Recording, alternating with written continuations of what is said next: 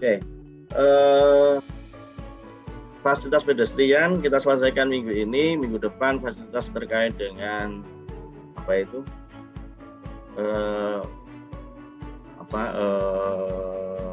sepeda ya, fasilitas untuk sepeda. Nah,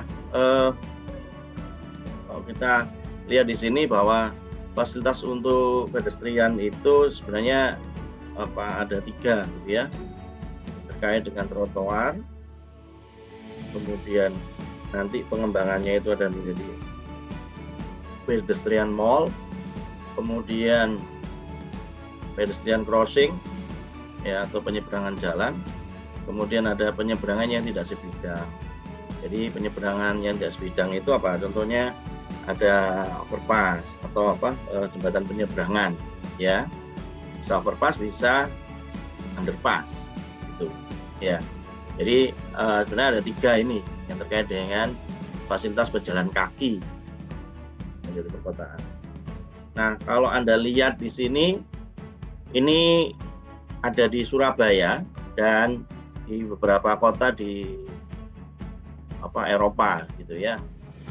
Jadi di Surabaya seringkali kita lihat di beberapa ruas jalan ya, bahkan di jalan nasional pun kalau Anda mau dari Kenjeran arah ke mana itu, ke Tanjung Perak lewat Sidotopo ya, kemudian jalan Jakarta.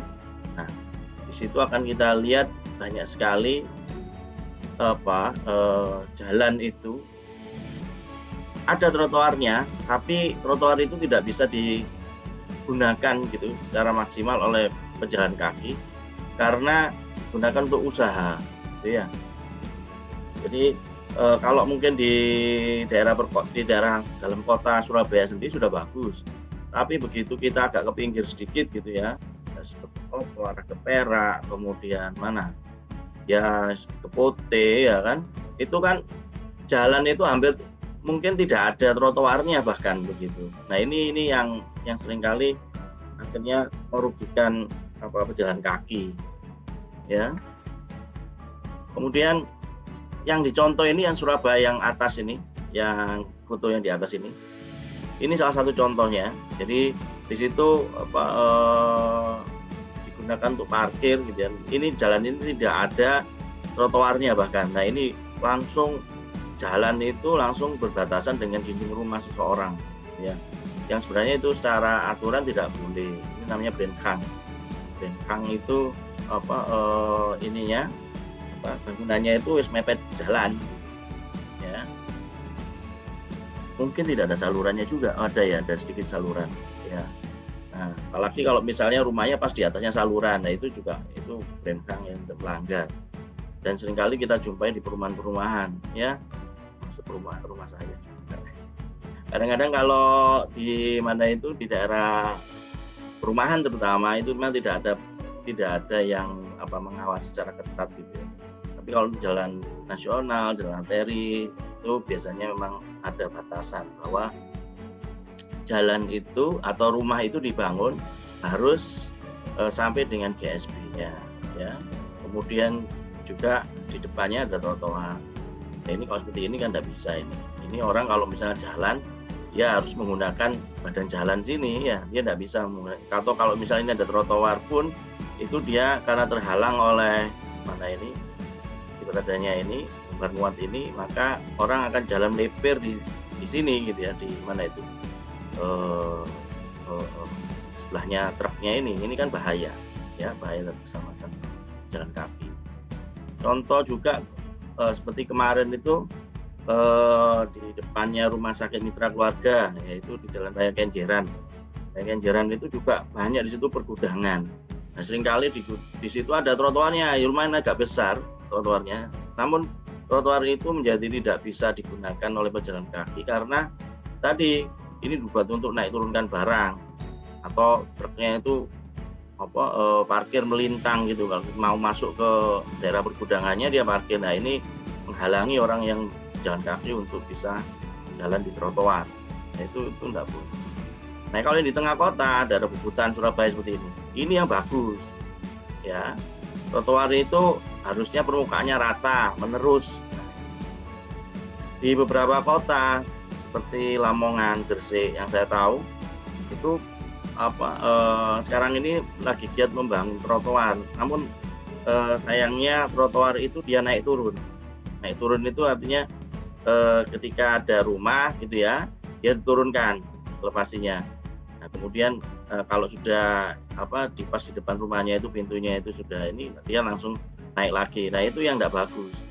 Karena tidak bisa atau untuk disable, untuk orang yang cacat untuk dia bisa lewat di situ, ini menyulitkan gitu ya. Menyulitkan yang pakai kursi roda. Ya. Nah, yang bagus itu seperti ini. Ya, seperti ini. Ini yang di Surabaya, lebar gitu ya. Di Jalan Raya Kertajaya arah ke ITS itu juga sekarang sudah lebar, lumayan. Ya. Nah, kemudian di situ trotoar permukaan rata menerus, ini yang bagus. Kemudian bila ada akses masuk lahan, ini tetap rata. Nah, itu tadi kalau di beberapa kota itu yang saya tahu di Gresik juga itu ya, ketika dia pas di depan rumah seorang gitu, dia langsung turun, kemudian dia naik lagi. Nah, itu yang enggak boleh. Harusnya dia tetap rata ya, sehingga kursi roda kereta api tetap dapat lewat. Nah, ini yang ada di Eropa, ini yang ada di Sydney ya, ini juga bagus ya, fasilitas untuk pedestriannya. Kemudian yang ini yang ada di Eropa juga ya, Eropa atau Amerika, pokoknya negara barat gitu ya. Nah, langkah pertama untuk bisa membangun atau memperbaiki kondisi dari fasilitas pedestrian tersebut, trotoar tadi dilebarkan ya, trotoar dilebarkan ini. Jadi contohnya di sini ya, ini ada trotoar yang sudah dilebarkan, ini ada di Orchard Road, Singapura. Ini lebar sekali trotoarnya, dan di sini rindang gitu ya. Kemudian orang itu kalau misalnya jalan gitu enak gitu ya, artinya tidak kepanasan gitu ya. Tapi kalau hujan ya kehujanan terpaksa. Tapi paling tidak di sini tuh rindang itu supaya hijau gitu ya. Kalau perlu ada tempat untuk duduk dan seterusnya. Ini Pak. Demikian pula yang ada di Oxford Street, London. Ya, London itu awalnya batas dari trotoar itu adalah dia di sini. Ya, ini batas trotoarnya. Kalau kita lihat ini ada tiang tiang listrik ya. Atau tiangnya ini ya, ini dia di sepanjang jalan ini. Kemudian ini dilebarkan. Nah, ini ada pelebaran trotoar yang menggunakan badan jalan. Nah, jadi badan jalannya itu karena mungkin kalau melebarkan ke sana kan tidak mungkin ya, karena di sini kan sudah padat, harus menggunakan badan jalan. Supaya apa? Supaya angkutan kalau misalnya awalnya di sini untuk jalan umum, maka jalan umum itu bisa dipastikan dia akan macet ya. Nah, di sini ini dilakukan pelarangan untuk dilewati kendaraan pribadi, yang ada adalah angkutan umum. Ini dalam hal ini adalah bus. Nah, ini bus ya yang lewat di sini. Jadi ruang mobil dipersempit untuk mendorong penggunaan mass rapid transit. Jadi mendorong agar orang ini mau berpindah dari kendaraan pribadi atau mobil beralih ke mass rapid transit. Di Surabaya sudah dibuat seperti ini ya. Di Surabaya, apalagi nanti kalau sudah di Surabayanya itu sudah ditambahi dan dia sudah sampai dengan rencananya itu kan headway-nya itu kan per 10 menitan ya, per 10 menitan itu ada bus. Kalau yang sekarang ini kan bisa sampai jam-jaman ya. Kalau nanti per 10 menit dia nanti ada bus, dan bus itu bukan hanya melayani angkutan barat timur ya, utara selatan juga ditambah, barat timur rutenya juga ditambah. Nanti ada mungkin 19 rute, yang sekarang kan masih 6 atau 8 rute. Jadi 19 rute, kemudian armadanya ditambah. Nah, kemudian nanti dibuat, ini Pak Wahyu sudah menerangkan ya. Sudah terangkan belum yang terkait dengan bis Surabaya, Mas Pak? Halo? Halo. Waduh, turu kabeh. Halo, Mbak, Mas. Sudah Pak, bis Surabaya. Iya, aja turu rek. Wis iki wis awan, bangun nek siang rek. Jam 09.00 sik turu. Ayo bangun. Ini udah bangun semua toh ya? Sudah, Pak. Ya. Udah, Pak. Nah, nyalakan HP, nyalakan komputer tapi ditinggal tidur nanti. Ya wes, ya apa-apa wes. Sesakar wes. YouTube ini pilihan kok. Oke. Jadi tadi ya Pak Wahyu sudah menerangkan itu. Artinya nanti Surabaya itu mass rapid transitnya adalah berupa bus. Yang dulu kita rencanakan tram dan monorail, ya mungkin masih belum, tinggal mimpi aja dulu. Kita mimpi tidak apa-apa, mimpi yang baik. Tapi paling tidak sebagai wujudnya tadi itu kita pakai bus. Mungkin Anda sudah lulus ataupun sudah ada di Surabaya, ya belum bisa menikmati ya. Nanti tapi katanya 2021 itu sudah mulai diterapkan. Nah, semoga nanti kita bisa memanfaatkan ya. Kalau misalnya dari Surabaya, dari ITS mau ke mana, ke PTC, ke Surabaya Barat, itu bisa pakai di Surabaya. Ya, kita turun di ITS, parkir di situ, kemudian kita naik di situ. Ya kalau sekarang sudah bisa, cuman karena ini ya headway-nya terlalu lama, sampai 4 jam perjalanan atau 8 jam pulang pergi, itu kan juga seharian sendiri. Nah itu yang tidak bagus. Nanti mungkin dengan banyaknya busnya tadi bisa lebih bagus lagi. Nah di beberapa ruas jalan di kota Surabaya, seperti misalnya di jalan mana itu ya, yang arah ke Sulawesi itu kan sudah dilebarkan juga ya, lebarkan untuk trotoarnya ya, fasilitas trotoarnya. Nah ini yang ada ini, kalau misalnya ini yang di Oxford Street ya, ini bagian yang lain ya, maksudnya sepanjang jalan ini tapi dilihat dari sisi yang lain, ini juga ini ada busway-nya ya, seperti itu. Jadi orang akan naik di sini, naik seperti halte begitu ya. Nah kemudian pengembangan selanjutnya itu setelah pedestrian mall, setelah pelebaran trotoar, maka mulai dibangun pedestrian mall. Jadi kalau di Surabaya itu misalnya di Jalan Tunjungan, ya Tunjungan. Ini sekarang ini kan raya Tunjungan itu sudah dilebarkan ya, pedestriannya. Kemudian nanti mungkin akan dibangun pedestrian mall seperti ini. Jadi mall itu seperti ini ya, pedestrian mall itu dia jalan ya, fasilitas untuk pejalan kaki, yang di kanan kirinya itu ada mall yang shopping centernya gitu ya. Orang kalau misalnya jalan di sini bisa masuk atau keluar ke tempat tokonya ini. Nah ini contoh di Queen Street Mall Brisbane ya. Ada tempat atau fasilitas untuk orang, tempat duduk dan lain sebagainya. Nah, ini di Surabaya mungkin belum kelihatan ada, tapi kemungkinan nanti ada buat seperti ini. Kemudian ini yang pedestrian mall, yang lainnya adalah hanya untuk pejalan kaki ya, dan dikomunikasikan dengan streetscape-nya tadi. Jadi di sepanjang pedestrian mall itu dibangun sesuatu yang menarik orang untuk dia bisa di sini, kemudian istirahat dan seterusnya ya.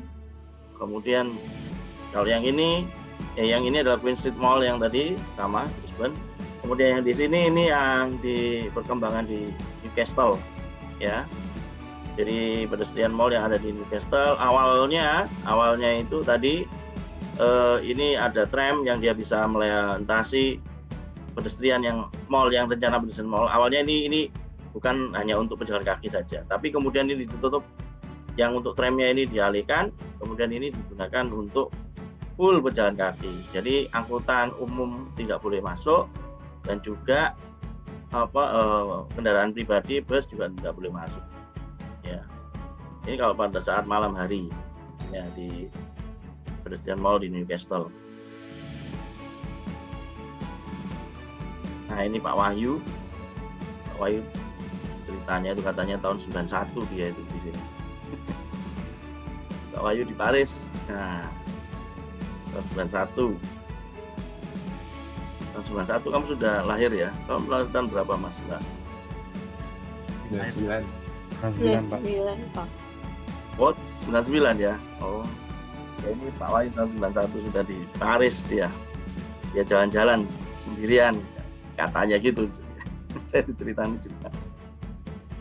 Nah ini di Paris juga sama, pokoknya intinya ini cerita terkait dengan pedestrian mall waktu itu, ya. Nah ini yang di Nanjing Road, waktu kita jalan-jalan ke Shanghai, ke Cina, mengunjungi beberapa kota di Cina. Waktu itu studi banding, kan rencananya mau bangun tram, double track, monorail. Nah di Surabaya itu kita waktu tahun 2010 ya, 2010 kita ke Nanjing Road, Nanjing Lu, yang sama Nanjing Lu, Nanjing Road, atau Shanghai. Kita jalan-jalan ke sana. Indra Surya, Pak Wahyu, teman-teman arsitek banyak, ini ada 11 orang waktu itu dari ITS semua, kita sana untuk dibanding di mana itu di Cina waktu itu. Kenapa kok Cina? Karena memang ya kita pinginnya yang anu lah, maksudnya kalau di Eropa ya sudah ya, cuman kalau di Cina itu kan lagi waktu itu lagi banyak pembangunan untuk jalan rel gitu ya, jalan rel yang ya bangun terowongan gitu. Nah kita mau ke sana, kita melihat ya, informasi terkait dengan, dan ya itu tadi dari Guangzhou ke mana itu dari Wuhan ke Guangzhou, kemudian ke mana itu ke Hong Kong, itu kita naik kereta terus ya, kereta cepat sampai dengan waktu itu ya pakai TGV 380 km per jam, akan naik setengahnya kecepatan pesawat ya, itu kan 800 km. Nah ini di Nanjing Road, salah satu pusat pedestrian mall waktu itu ya. Nah yang di sini waktu kita juga jalan-jalan di Melbourne, Sydney, Melbourne di Australia. Ini adalah di Burger Street, ya Burger Street Mall. Nah ini kalau yang tadi yang yang pedestrian mall yang seperti ini orang kalau dia ya ini ya ini kan Nah, yang seperti Queen Street Mall ini ya, atau yang lainnya, ini orang jalan kaki itu kan jauh sekali, ya jauh sekali. Kadang saya berapa kilo gitu ya. Nah, yang di Burger Street itu yang awalnya dia pedestrian mall, sekarang itu menjadi transit mall. Pedestrian mall dan tram, jadi gabungan dengan tram. Jadi tram itu nanti dia bisa masuk, tetap bisa masuk, dan dia bisa penumpang naik turun di beberapa halte yang ada di pedestrian mall. Nah, ketika dia melewati pedestrian mall ini kecepatan tramnya kurang, dan biasanya ada sinyal ya, ada belnya begitu, sehingga orang yang dia nyebrang itu bisa berhati-hati. Ini yang ada di Burger Street. Nah, Burger Street kalau ini nanti ada. Ini di ujungnya itu dia ada, ini masih ada mobil yang dia bisa lewat, tapi mobil tidak bisa lewat di sini. Ya, mobil tidak bisa lewat di Burger Street ini. Di situ masih ada ini mobil untuk dia parkir di pinggir jalan masih kelihatan. Nah, tapi pas di Burger Street ini tidak bisa mobil lewat, yang bisa lewat hanya tram. Tram ini nanti bisa digunakan yang sistem tiketnya itu menerus, ya. Kita bisa gunakan satu tiket untuk naik tram ini, kemudian kita bisa beralih ke bus gitu, bisa dengan satu tiket. Ada beberapa jenis tiket saya di sana, Ada tiket yang 1 kali jalan, ada tiket yang bisa menerus, ada tiket yang langganan 1 bulan. Ya. Ini di Bogor Street. Nah, yang lain lagi adalah transit mall yang pedestrian tadi pedestrian mallnya itu dengan bus. Ya, kalau tadi itu dengan tram, yang ini dengan bus.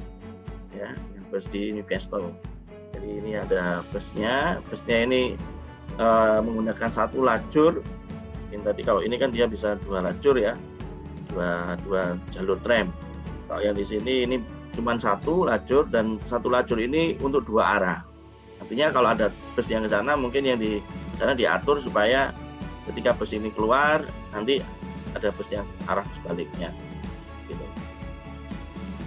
Terus boleh lewat di pedestrian mall, mengurangi pejalan kaki di pedestrian mall. Ya. Ini untuk transit mall. Jadi bisa pakai tram ataupun bus. Nanti yang di Jalan Tunjungan itu kira-kira nanti maunya begini, seperti ini.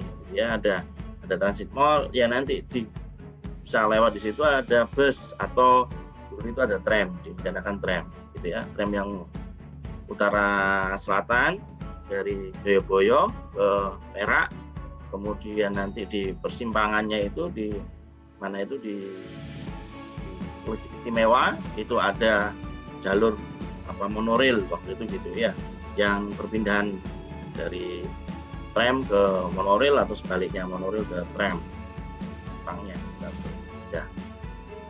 Tapi nanti enggak ya, mungkin ya semuanya dilayani oleh bus. Nah, yang di sini ada namanya share zone. Ya, share zone itu mobil dan pejalan kaki ini bisa lewat. Ini dia bisa lewat. Kemudian kalau misalnya ada mobil lewat, maka pejalan kaki ini dia akan minggir ke belakangnya ini, ke belakangnya bolatnya ini tiangnya ini. Ya. Jadi yang pelindungnya ini dia akan ini adalah share zone di fasilitas pedestrian. Nah, ini Rambla ya, yang lainnya. Jadi pedestrian yang ada di median jalan. Jadi pedestrian yang ada di median jalan, di mana di pedestrian ini nanti di median ini untuk orang jalan kaki. Di sini ada kios-kios gitu, bisa untuk kios-kios untuk orang jualan ya. Kemudian ada tempat duduk. Ya. Ini contohnya di Barcelona. Ya. Ini juga ada Rambla. Nah, ini ada kebetulan yang di sini tidak untuk pejalan kaki sepeda, tidak untuk mobil. Ini ada mobil, ini khusus untuk hantaran, maksudnya untuk yang mengantar makanan ataupun ke gudangnya di sini ya, persediaan. Nah, itu kemudian dia hanya sebentar untuk parkir, naik turunkan barang, mobil barang. Tapi sebenarnya ini untuk sepeda ya, 1 arah sana, 1 arah ke situ. Demikian pula yang ini ya, sama. Ini juga Rambla, yang lain tuh. Ini tadi sama ya. Ya. Tapi di sini untuk angkutan umum, untuk bus ya. Nah, yang lain lagi adalah Rambla yang ada halte tramnya. Ya, ini halte tram. Kemudian yang di sini ini ada jalur sepeda. Ya, ini jalur sepeda. Ini ada tempat untuk duduk, istirahat. Ini khusus untuk pedestrian. Ya, ini yang ada di mana itu di tengah di mediannya ya, Rambla. Kemudian ini tramnya ada di atas jalur hijau. Ya. Orang bisa naik turun di sini. Nah, ini yang terkait dengan rencana di Surabaya Tunjungan ya. Jadi dibangun pedestrian mall seperti ini ya, kemudian nanti awalnya trotoarnya dilebarkan, kemudian setelah dilebarkan akan mengurangi dari kapasitas jalannya, nanti akan dibuat seperti pedestrian mall atau transit mall, mana di situ bisa masuk tram ataupun bus, atau nanti rencananya bisa juga dibuat rambla seperti ini. Jadi ada jalur yang di tengah gitu ya. Ini yang di Surabaya, mungkin tidak di Tunjungan aja, tapi nanti ada beberapa ruas jalan dibuat model seperti begini, yang di situ kanan kirinya adalah mall gitu ya. Mungkin di Surabaya Barat mungkin begitu. Nah, kemudian di sini kanan kirinya untuk tempat mobil barang atau angkutan umum bisa lewat. Ini yang ada di Surabaya. Nah, ini sama ya seperti tadi, ini dalam rangka untuk perencanaan atau penilaian dari fasilitas pedestrian tadi. Ya, ada loss-nya sama seperti yang kemarin. Ya, kita merencanakan halte, ada loss A, B, C, D, E, F. Ya, ini kemudian yang ini adalah kecepatannya ya. Seperti kalau di jalan itu ada namanya free flow itu loh. Ingat nggak? Ya, ini untuk shopper, komuter, student, ini beberapa contoh gitu ya. Nah, misalnya di sini kalau ini di sini adalah kecepatannya itu dia free flow itu berarti tidak ada. Ini 1,5 meter per detik ya. Atau kemudian yang di sini ada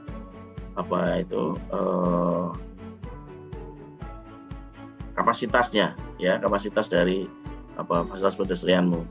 Ini 76 pedestrian per menit per meternya ya. Ini untuk grafiknya ya, antara flow, volume, dan speed. Ini juga sama ya, pedestrian flow dan speed ya, bisa digambarkan ya. Artinya kalau sudah di sini, ini sudah kapasitasnya itu volume sama dengan kapasitas ya. Volume yang terjadi atau yang di sini adalah speednya, itu dia semakin lama dia turun. Kenapa? Karena tadi semakin bertambah volumenya ya.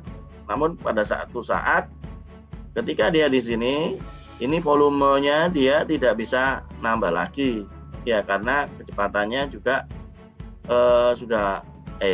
volumenya tidak bisa nambah lagi, kecepatan semakin turun juga ya. Artinya kalau di sini sudah ini mentok, sudah tidak bisa jalan ya. Karena menghitung volume itu kan sebenarnya pada satu ruas itu dia diambil pada satu titik ya, bukan segmen secara keseluruhan, tapi pada satu titik begitu. Kemudian kita menghitung yang lewat di titik itu ya, cenderungannya semakin besar volumenya, maka semakin turun kecepatannya karena terhalang oleh volume yang semakin banyak tadi. Di satu saat di sini volumenya itu dia maksimal ya, kemudian kalau ditambah lagi kecepatannya dia akan turun dan volumenya menjadi turun karena tadi sudah mulai tidak bisa, atau kita misalnya counter gitu hanya karena dia sudah macet, sudah banyak tadi berdesakan tadi, sehingga kita kalau kita lihat volume persatuan waktu ini menjadi berkurang ya, ini menjadi berkurang, ini berkurang dan kecepatan juga semakin lama semakin berkurang juga, akhirnya ya. Ini juga sama ya, berdasarkan flow-nya. Kemudian pada satu saat di sini ada density-nya dia maksimum puncak, kemudian dia ini sudah semakin ada ya.